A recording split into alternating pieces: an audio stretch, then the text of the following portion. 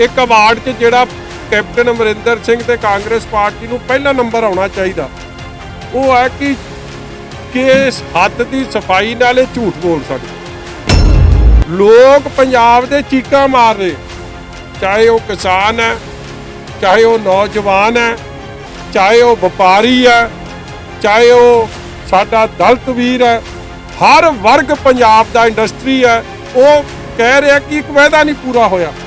Industry ਤੁਹਾਡੀ ਚੱਲ ਰਹੀ ਹੈ, ਕੱਲਾ ਫਾਰਮ ਹਾਊਸ ਤੋਂ ਇੱਕ ਆਰਡਰ ਫਰਮਾਨ ਕੱਢ ਦੇਣਾ ਉਹਦੇ ਨਾਲ ਤਾਂ ਕੋਈ ਅਸਰ ਗਰਾਊਂਡ 'ਤੇ ਨਹੀਂ ਪੈਣਾ।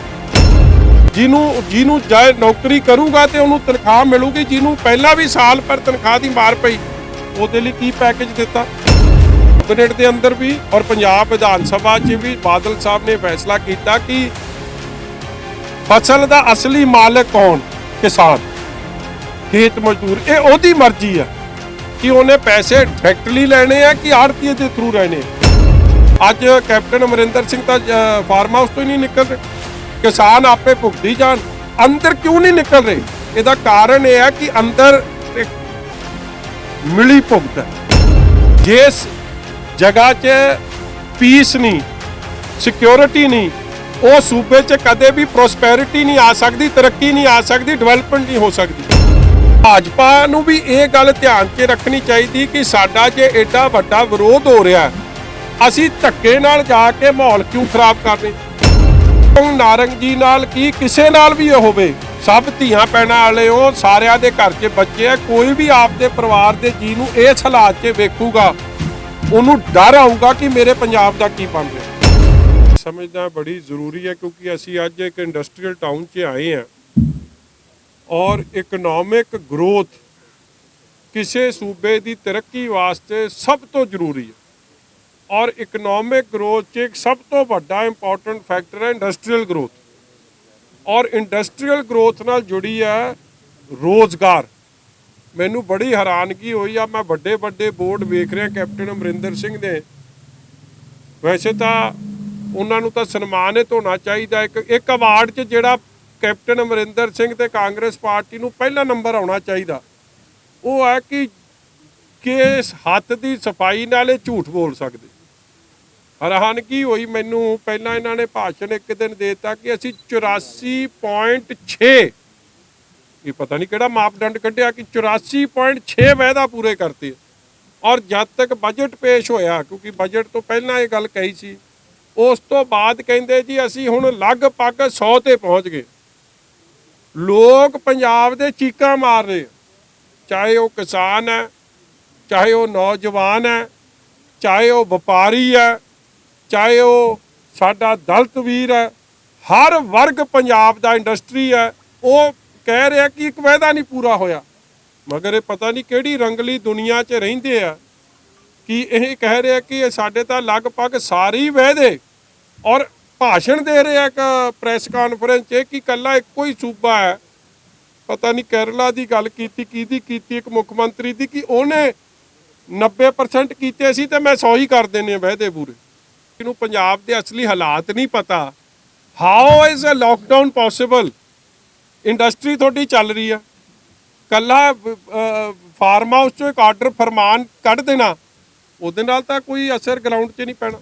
ਦੂਜੀ ਗੱਲ, ਲਾਕਡਾਊਨ ਤੁਸੀਂ ਕਹਿ ਦਿੰਦੇ ਹੋ, ਜੋ ਇਕਨੋਮਿਕ ਸੱਟ ਲੱਗੀ ਆ, ਜਿਹੜਾ ਗਰੀਬ ਹੈ ਜਿਹਦੇ ਘਰ 2 ਵਕਤ ਦੀ ਰੋਟੀ ਨਹੀਂ ਮਿਲ ਰਹੀ, ਜਿਹਨੂੰ ਜਾਏ ਨੌਕਰੀ ਕਰੂਗਾ ਤੇ ਉਹਨੂੰ ਤਨਖਾਹ ਮਿਲੂਗੀ, ਜਿਹਨੂੰ ਪਹਿਲਾਂ ਵੀ ਸਾਲ ਪਰ ਤਨਖਾਹ ਦੀ ਮਾਰ ਪਈ ਉਹਦੇ ਲਈ ਕੀ ਪੈਕੇਜ ਦਿੱਤਾ?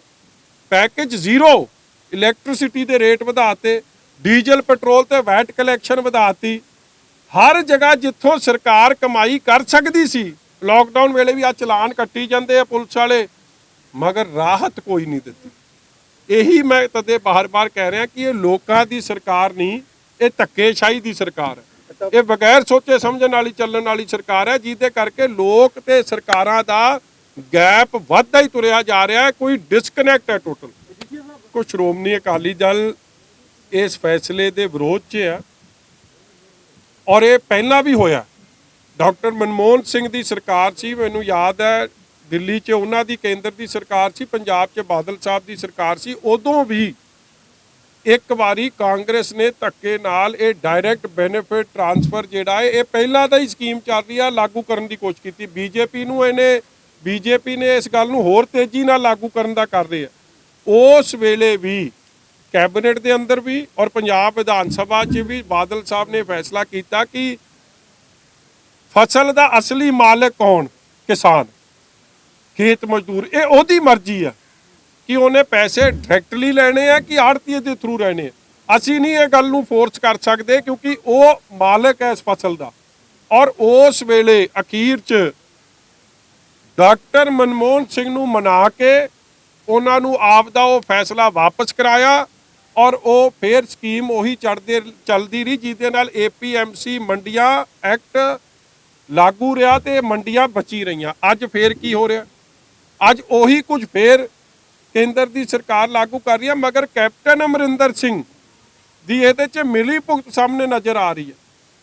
ਕੈਪਟਨ ਸਾਹਿਬ ਦਿੱਲੀ ਕਦੋਂ ਗਏ ਜੀ ਮਿਲਾਉਣ ਵਾਸਤੇ? ਸਾਡੇ ਵੇਲੇ ਵੀ ਕਾਂਗਰਸ ਦੀ ਸਰਕਾਰ ਸੀ, ਅਸੀਂ ਆਪੋਜੀਸ਼ਨ ਪਾਰਟੀ 'ਚ ਸਾਂ, ਮਗਰ ਬਾਦਲ ਸਾਹਿਬ ਨੇ ਆਪਣੇ ਗੁੱਡ ਆਫਿਸਿਸ ਵਰਤ ਕੇ ਇੱਕ ਵਾਰੀ ਨਹੀਂ 10-15 ਵਾਰੀ ਦਿੱਲੀ ਜਾ ਕੇ ਅਖੀਰ 'ਚ ਡਾਕਟਰ ਮਨਮੋਹਨ ਸਿੰਘ ਜੀ ਨੂੰ ਮਨਾਇਆ ਇਸ ਗੱਲ ਤੇ। ਅੱਜ ਕੈਪਟਨ ਅਮਰਿੰਦਰ ਸਿੰਘ ਤਾਂ ਫਾਰਮ ਹਾਊਸ ਤੋਂ ਹੀ ਨਹੀਂ ਨਿਕਲ ਰਹੇ। ਕਿਸਾਨ ਆਪੇ ਭੁਗਤੀ ਜਾਣ। ਅੰਦਰ ਕਿਉਂ ਨਹੀਂ ਨਿਕਲ ਰਹੇ? ਇਹਦਾ ਕਾਰਨ ਇਹ ਹੈ ਕਿ ਅੰਦਰ ਮਿਲੀ ਭੁਗਤ ਹੈ, ਗੱਠਜੋੜ ਹੈ, ਡਬਲ ਇੰਜਨ ਸਰਕਾਰ ਚੱਲ ਰਹੀ ਹੈ। ਜਿਵੇਂ ਭਾਜਪਾ ਕਹਿੰਦੀ ਹੈ ਨਾ ਡਬਲ ਇੰਜਨ ਸਰਕਾਰ ਜੀ, ਕੇਂਦਰ 'ਚ ਵੀ ਸਾਡੀ ਤੇ ਸੂਬੇ 'ਚ ਵੀ ਸਾਡੀ, ਮੱਧ ਪ੍ਰਦੇਸ਼ ਜਾ ਕੇ ਕਹਿੰਦੇ ਆ, ਇੱਥੇ ਵੀ ਕਪਤਾਨ ਉਹਨਾਂ ਦਾ ਹੀ ਹੈ। ਡਬਲ ਇੰਜਨ ਸਰਕਾਰ ਹੈ। ਲੋਕਾਂ ਨੂੰ ਕਹਿਣ ਨੂੰ ਮੂਰਖ ਬਣਾਉਂਦੇ ਆ। ਅਸਲ 'ਚ ਜੋ ਫੈਸਲੇ ਮੋਦੀ ਸਾਹਿਬ ਦੇ ਉਹਨੂੰ ਲਾਗੂ ਕਪਤਾਨ ਸਾਹਿਬ ਕਰ ਰਹੇ ਆ, ਹੋਰ ਕੁਝ ਨਹੀਂ। ਔਰ ਨੁਕਸਾਨ ਸਰਕਾਰ ਆ ਜੇ ਕਿ ਬਿਜਲੀ ਮੁਫਤ ਕਰ ਦਾਂਗੇ। ਹਾਂਜੀ, ਭਗਵੰਤ ਮਾਨ ਸਾਹਿਬ ਕਹਿੰਦੇ ਨੇ ਕਿ ਸਾਡੀ ਸਰਕਾਰ ਆ ਜੇ ਪੰਜਾਬ 'ਚ ਬਿਜਲੀ ਮੁਫਤ ਕਰ ਦਾਂਗੇ। ਪਤਾ ਨਹੀਂ ਜੀ ਹੁਣ ਜਦੋਂ ਉਹਨਾਂ ਨੇ ਗੱਲ ਆਖੀ ਕਿ ਤੁਸੀਂ ਦੇਖਿਆ ਸੀਗਾ ਉਹ ਲਾ ਕੇ ਬ੍ਰੈਥ ਐਨਾਲਾਈਜ਼ਰ ਜਿਵੇਂ ਰਾਤ ਟ੍ਰੈਫਿਕ ਪੁਲਿਸ ਚੈੱਕ ਕਰ ਲੈਂਦੀ ਹੁੰਦੀ ਹੈ ਨਾ, ਫੇਰ ਦੱਸਦੀ ਆ ਕਿ ਬੰਦਾ ਠੀਕ ਹੈ ਕਿ ਨਹੀਂ ਠੀਕ।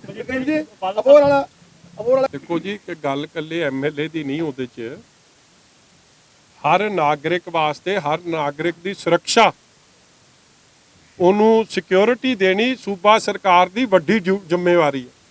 ਔਰ ਇੱਕ ਗੱਲ ਤਾਂ ਸਪਸ਼ਟ ਹੈ ਕਿ ਇਸ ਜ਼ਿੰਮੇਵਾਰੀ 'ਚ ਸੂਬਾ ਸਰਕਾਰ ਫੇਲ ਹੈ। ਜਿਸ ਜਗ੍ਹਾ 'ਚ ਪੀਸ ਨਹੀਂ, ਸਿਕਿਉਰਿਟੀ ਨਹੀਂ, ਉਹ ਸੂਬੇ 'ਚ ਕਦੇ ਵੀ ਪ੍ਰੋਸਪੈਰਿਟੀ ਨਹੀਂ ਆ ਸਕਦੀ, ਤਰੱਕੀ ਨਹੀਂ ਆ ਸਕਦੀ, ਡਿਵੈਲਪਮੈਂਟ ਨਹੀਂ ਹੋ ਸਕਦੀ।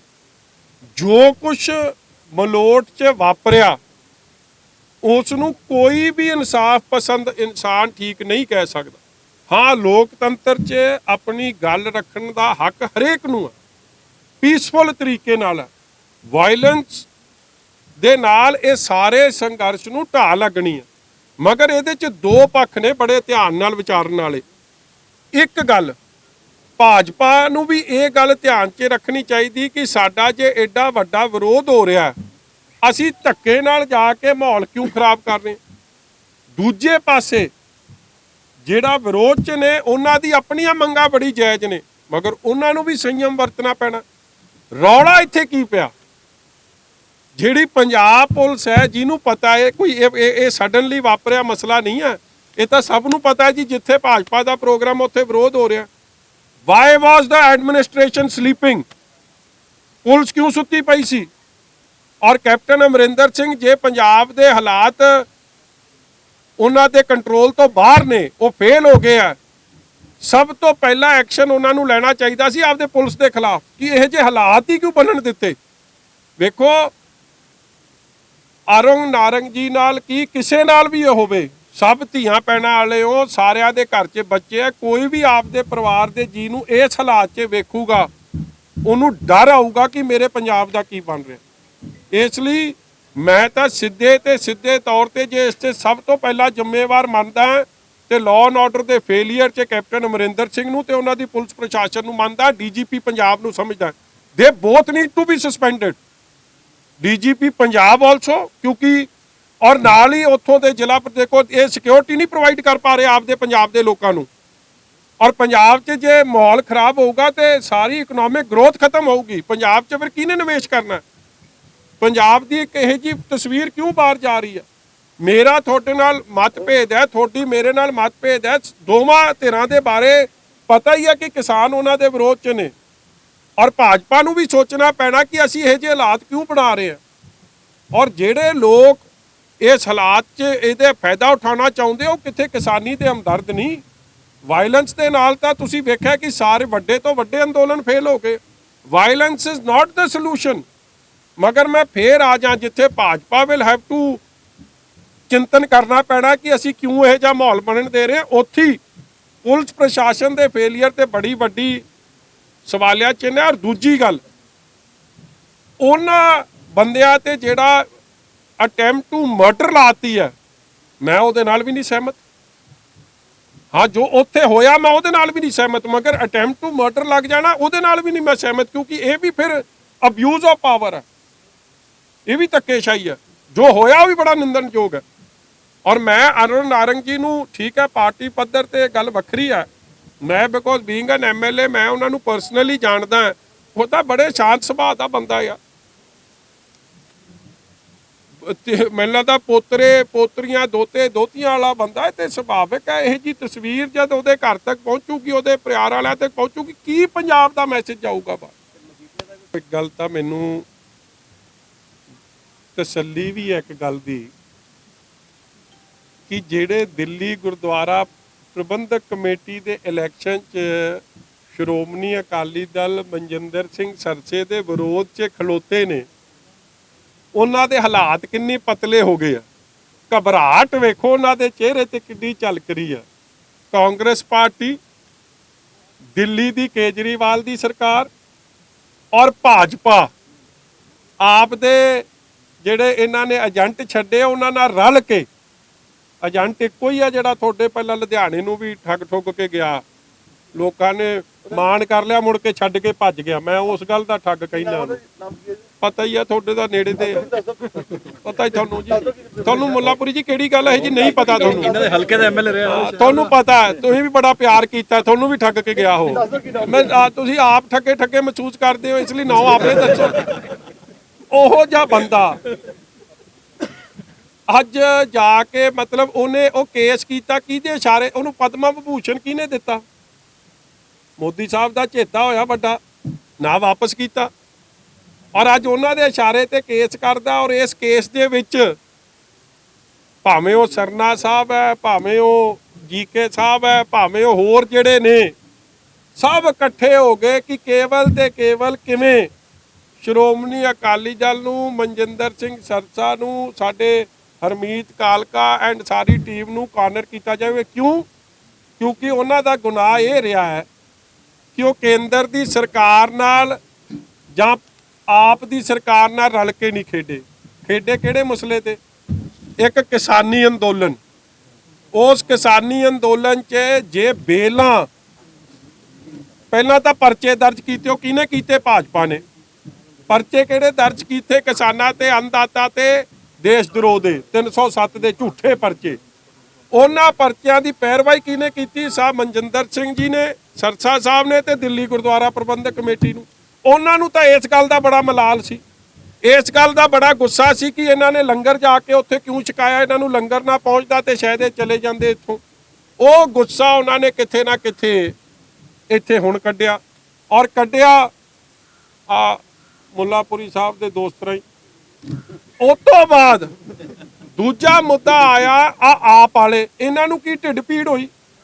ਇਹਨਾਂ ਨੂੰ ਇਹ ਢਿੱਡ ਪੀੜ ਹੋਈ ਕਿ ਜਿਹੜੇ ਕੈਦੀ ਨਿਕਲੇ ਜੇਲ੍ਹਾਂ ਚੋਂ, ਉਹਨਾਂ ਦੀ ਵੀਡੀਓ ਸਾਹਮਣੇ ਆਈ ਕਿ ਸਾਨੂੰ ਦਿਉੜੀਆਂ ਤੇ ਖਿਲਾਰ ਕੇ ਸਾਡੇ ਪੱਗਾਂ 'ਚ ਜੁੱਤੀਆਂ ਮਾਰੀ ਗਈਆਂ, ਸਾਡੀਆਂ ਦਾੜੀਆਂ ਕੇਸਾਂ ਦੀ ਬੇਅਦਬੀ ਕੀਤੀ ਗਈ। ਉਹਨਾਂ ਲੋਕਾਂ ਦੀ ਪੈਰਵਾਈ ਕਿਹਨੇ ਕੀਤੀ?